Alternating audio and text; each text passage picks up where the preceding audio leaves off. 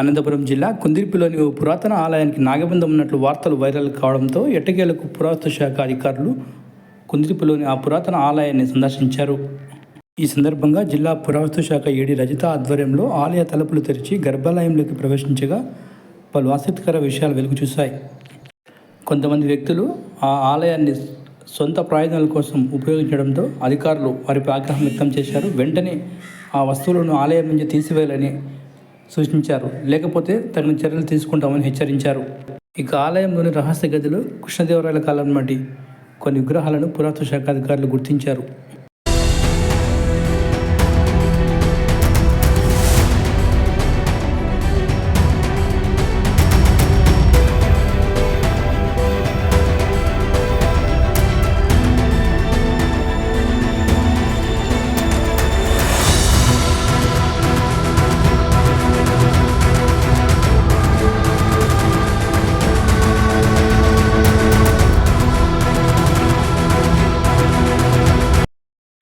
ఆలయంలోని రహస్య గదిలో గబ్బిలాలతో పాటు చీకటి ఎక్కువగా ఉండడంతో పురావస్తు శాఖ అధికారులు ఆలయాన్ని మూసివేశారు.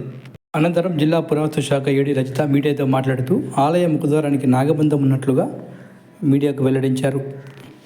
ఈ ఆలయం చుట్టూ ఉన్న శిల్పకళను బట్టి చూస్తే ఈ ఆలయం వైష్ణవ ఆలయం అయి ఉండవచ్చు అని పురావస్తు శాఖ అధికారులు వెల్లడించారు. శాసనాల ఆధారంగా ఆలయ చరిత్రను వెల్లడిస్తామని పురావస్తు శాఖ అధికారులు తెలియజేశారు. పురాతన ఆలయాలను కాపాడేందుకు ప్రజలంతా కూడా ముందుకు రావాల్సిన అవసరం ఎంతైనా ఉందన్నారు. కుందిర్పిలోని ఈ పురాతన ఆలయానికి పరిరక్షణ చర్యలు చేపట్టేందుకు ప్రభుత్వానికి నివేదిక అందజేస్తామని తెలియజేశారు.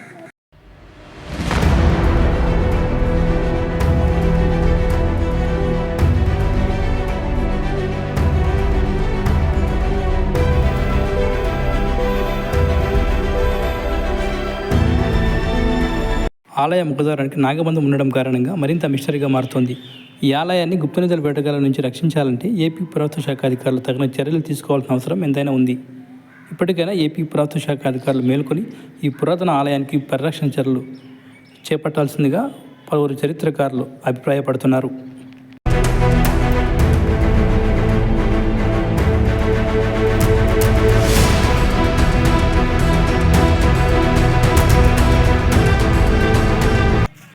మనకి వార్తలో వచ్చిన ఈ కుందుర్పి గ్రామంలో దేవాలయం పైన వార్తలు వచ్చాయి. వెంటనే మేము స్పందించి ఈ దేవాలయాన్ని పరిశీలించడం జరిగింది.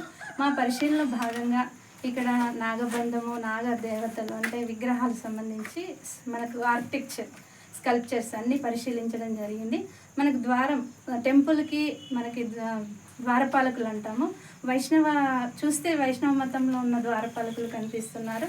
సో దీన్ని వైష్ణవ మతం దేవాలయంగా కూడా చెప్తాము. విజయనగర రాజులప్పుడు శైవ దేవాలయాలను కానీ వైష్ణవ దేవాలయాలను కానీ పూజించడం జరిగింది, కట్టడం కూడా జరిగింది.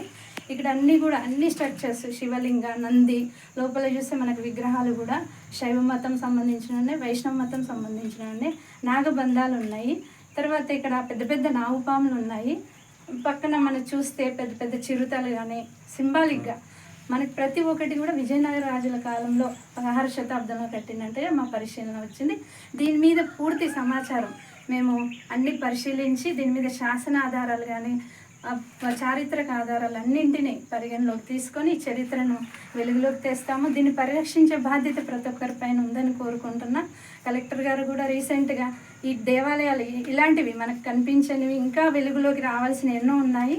వీటన్నింటినీ మనం వెలుగులో తెచ్చి కాపాడి అన్నింటిని కూడా అందరికీ తెలియజేయాలా ఒక కమిటీ కూడా ఏర్పాటు చేస్తున్నారు. అందుకు అందరికీ థ్యాంక్స్ అండి. ఓకే.